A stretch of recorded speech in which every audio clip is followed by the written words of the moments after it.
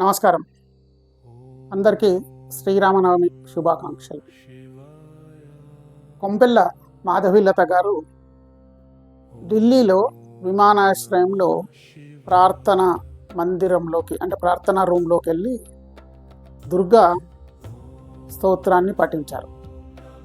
ఆమె అక్కడికి వెళ్ళి చేసింది ఆ ప్రేయర్ రూమ్లో అది ఎవరైనా ప్రేయర్ చేసుకోవచ్చు. ఒక జనరల్ ప్రేయర్ రూమ్ అది కూడా లేడీస్ ప్రేయర్ రూమ్ కాబట్టి ఆమె వెళ్ళింది అక్కడ చేసింది. దానికి ట్విట్టర్ హ్యాండిల్లో సోషల్ మీడియాలో ఆమె మీద దుమారం రేగుతుంది.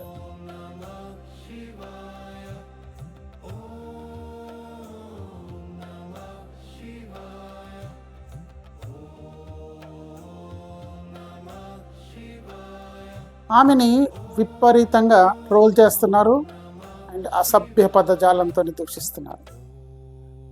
ఆమె చేసిన పని ఏంటి? ఆమె వెళ్ళి ప్రేయర్ రూమ్లో ఒక ప్రేయర్ చేసుకుంది, అంతకుమించి ఏమీ లేదు. అంటే సనాతనవాదులు, సనాతన ధర్మాన్ని పాటించేవారు వారి యొక్క ధర్మాన్ని భారతదేశంలో పాటించడానికి వీలు లేదా? చాలామంది అక్కడున్న వేరే వర్గం ఆడవాళ్ళని ఈమె హరాస్ చేస్తుంది అని పెడుతున్నారు.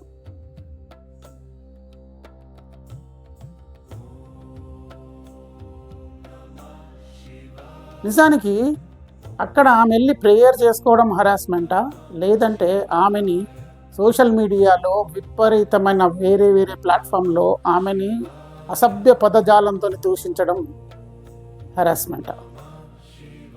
కొంపెల్ల మాధవీలత గారు ఈరోజు ప్రేయర్ రూమ్లోకి వెళ్ళి ఆమె ప్రేయర్ చేయడం వల్ల ఆ ప్రేయర్ రూమ్ శుద్ధి జరిగింది. అక్కడ మిగతా వర్గం వాళ్ళు కూడా ఉన్నారు, ఆడవాళ్ళు, వాళ్ళు ప్రేయర్ చేసుకుంటున్నారు. మరి వాళ్ళ గురించి ఏమీ లేదు. అంటే ఎయిర్పోర్టుల్లో కానీ, మనకి రైల్వే స్టేషన్లో కానీ, బస్ స్టాండ్లో కానీ ప్రేయర్ రూమ్లు ఉన్నవి ఒకే వర్గం వారికా? నేను అంటే సనాతన ధర్మం ఎవరైతే పాటిస్తున్నారో వాళ్ళకి ప్రేయర్ చేసే హక్కు లేదా?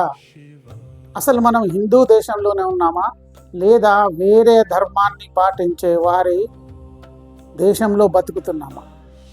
ఆ ప్రేయర్ రూమ్ కట్టింది అక్కడ మహిళలు ప్రేయర్ చేసుకోవడం అంటే ప్రార్థన చేసుకోవడానికి. మిగతా వర్గం వాళ్ళు ప్రార్థన చేస్తే రాని ప్రాబ్లం కొంపెల్ల మాధవీలత గారు వెళ్ళి దుర్గా స్తోత్రం పఠిస్తేనే వచ్చిందా? దీంతోనే అందరికీ హరాస్మెంట్ అవుతుందా? ట్విట్టర్ హ్యాండిల్లో మీర్జా బేగ్ అనే ఒకతను ఆమెను అత్యంత హేయమైన పదజాలంతో విమర్శించాడు.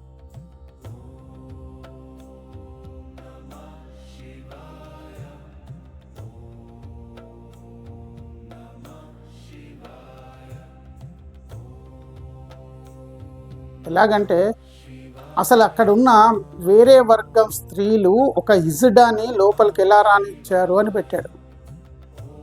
మీరందరు నిజమైన సనాతనవాదులైతే ఆ మీర్జా బేగ్ యొక్క ఆ ట్విట్టర్ హ్యాండిల్లో ఆయన అకౌంట్ని బ్లాక్ చేసేంత వరకు మీరు మీ యొక్క కాంప్లైంట్స్ రేస్ చేస్తూనే పోండి.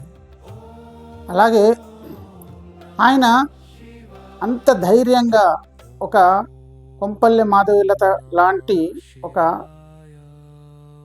పొలిటీషియన్ని అంత ధైర్యంగా ఒక ఇజడా అని సంబోధించారంటే అసలు మనమంతా ఏం చేస్తున్నట్టు?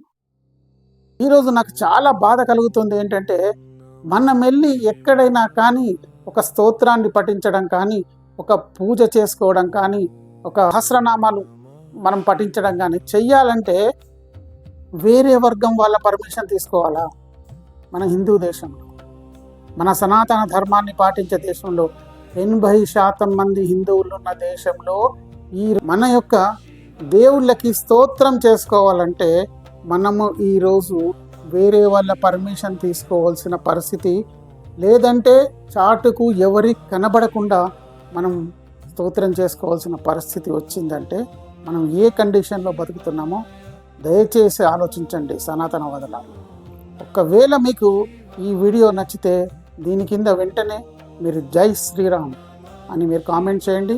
ఇది మ్యాక్సిమం అందరికీ చేరేలాగా మీరు షేర్ చేయండి అండ్ సబ్స్క్రైబ్. మీర్జా బేగ్ అని అతన్ని అకౌంట్ని ఇమ్మీడియట్గా ట్విట్టర్ వాళ్ళు డిలీట్ చేసేలాగా అందరు కూడా దాన్ని మీరు అబ్యూస్ అని కొట్టండి. అక్కడ ఆయన యొక్క అకౌంట్ ఫ్రీజ్ అయ్యేలాగా చేయండి.